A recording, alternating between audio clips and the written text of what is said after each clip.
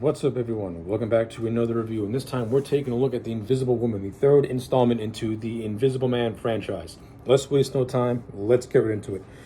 By itself, The Invisible Woman is a decent screwball, lighthearted comedy. When you look at it in the bigger picture, it's completely detached from what came before it.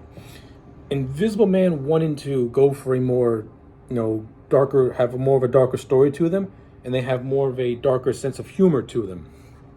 This movie feels very disconnected and almost feels more as a parody than it does an actual continuation of a story, because The Invisible Woman makes relatively no references to Jack Griffin and the things that he did and his invisible formula. This movie feels like it's in its own isolated universe. Now, if it was marketed that way, I would be more fair to it. But since this is supposed to be part of the Invisible Man franchise and it's treated as such, I'm going to be critical.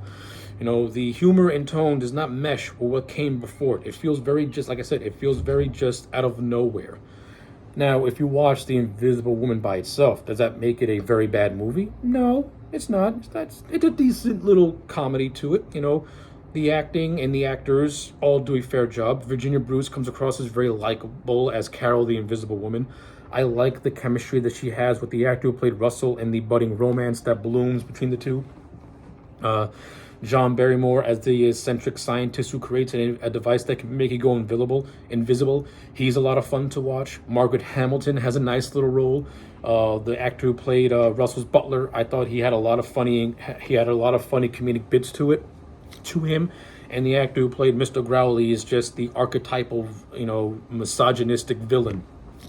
And he plays the role fairly well. I think an overall motivation for this movie is kind of just one dimensional. The only reason why Carol wanted to be invisible is so that she can get even with her boss. Once she accomplishes that goal, the movie then segues in a way where it just turns into a completely different movie. And all of a sudden, the mob get involved. They steal the device. Now Carol has to work together with Russell and the doctor to get it back.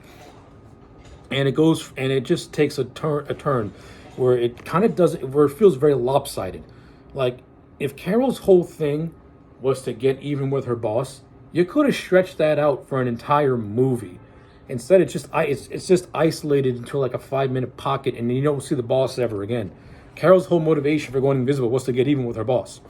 Maybe after that, she kind of takes invisibility to a whole new thing. Maybe she wants to take over the modeling agency and recreate it in her own invisible image. You can be comedic with it, like her descent into madness is her wanting to be the greatest model of all time.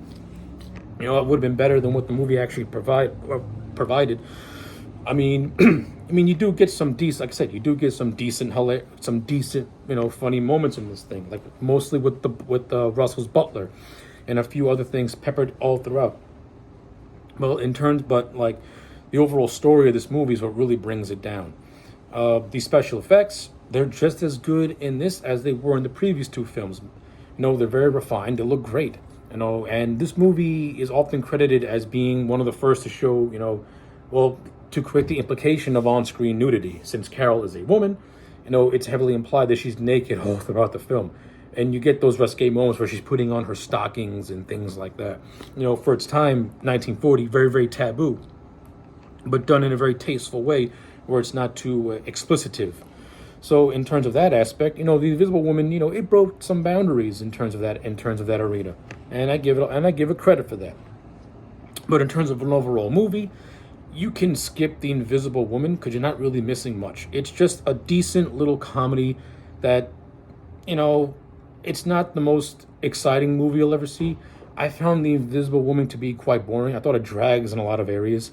After watching The Invisible Man Returns and how really damn good that movie was, following up with a third chapter in the Griffin story, yeah, it could have been hard to do.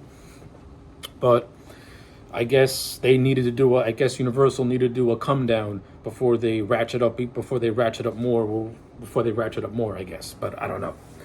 Well, yeah, I know I didn't really say much about The Invisible Woman. Well, to be honest with you, there's not really a whole lot to say about this movie. I didn't find it to be offensively bad, but I didn't find it to be all that great either, which is why I'm going to give it a solid 5 out of 10. Very middle of the road.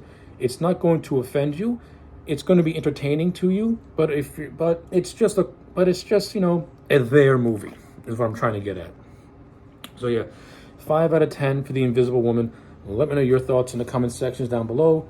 Like the video and subscribe, and I'll check you back next time for more.